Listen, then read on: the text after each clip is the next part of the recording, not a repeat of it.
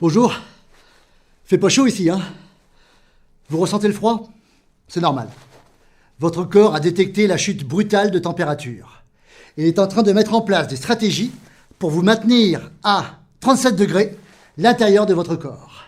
Et c'est pas toujours facile. Vous et moi sommes des endothermes. Non, je vous rassure, c'est pas dangereux. La plupart des mammifères le sont. Non, ça veut juste dire que la température de la partie centrale de votre organisme reste constante, quelles que soient les variations de la température extérieure. La preuve, les muscles, 37 degrés, pour l'instant, les viscères, 37 degrés, et le système nerveux central, 37 degrés. Par contre, la température de la peau varie. Et là, on peut dire qu'elle est même en train de chuter, là. La peau, c'est l'organe des échanges thermiques.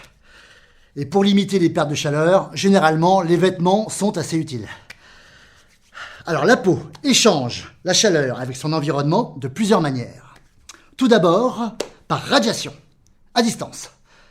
C'est par exemple quand le soleil chauffe notre peau. Oui, bon là on oublie, hein, c'est un peu moi qui irradie là. Ensuite, par conduction. 2 secondes, je reviens. Quand la peau entre en contact avec un liquide, un solide ou un gaz de température différente, le transfert de chaleur se fait toujours du plus chaud vers le plus froid. Vous voyez? Là, je transfère très bien ma chaleur à ce glaçon. Par conduction.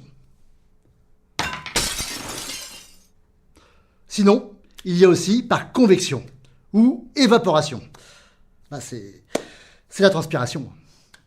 Oui, enfin bon, là, sans objet dans ce cas-là, hein, vous en conviendrez. Mais malgré la radiation, la conduction ou l'évaporation, notre température interne reste stable, 37 degrés Celsius dedans, en périphérie, 20 degrés devant, 20 degrés derrière, en parfaite santé. Lorsqu'il fait froid, il faut donc produire plus de chaleur. Et pour ne rien vous cacher, je suis sûr qu'en ce moment, mon corps tente une thermogénèse. Tout comme le vôtre d'ailleurs. Si, j'en suis sûr. Alors que se passe-t-il exactement? Tout commence dans la peau.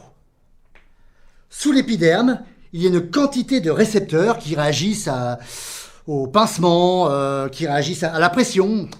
Les bulbes de Crohs, eux, s'activent dès qu'ils détectent un changement de température. Ce sont des thermorécepteurs. Alors attention, à partir de maintenant, c'est là que ça se passe. Les informations captées par le thermorécepteur de la peau sont transmises à l'hypothalamus par les neurones via la moelle épinière. L'hypothalamus, c'est le thermostat. 1 degré en moins et hop!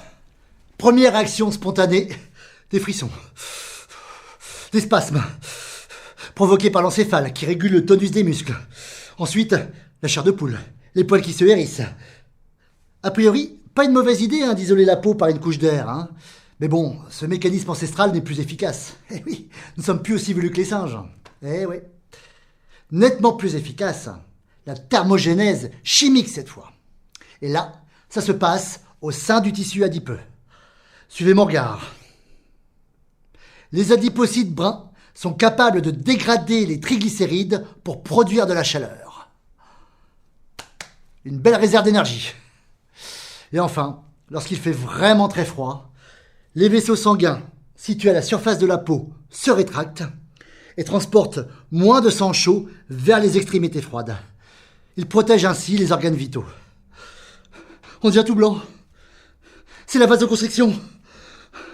Et quand tous les mécanismes de production de chaleur ont échoué, l'organisme cède.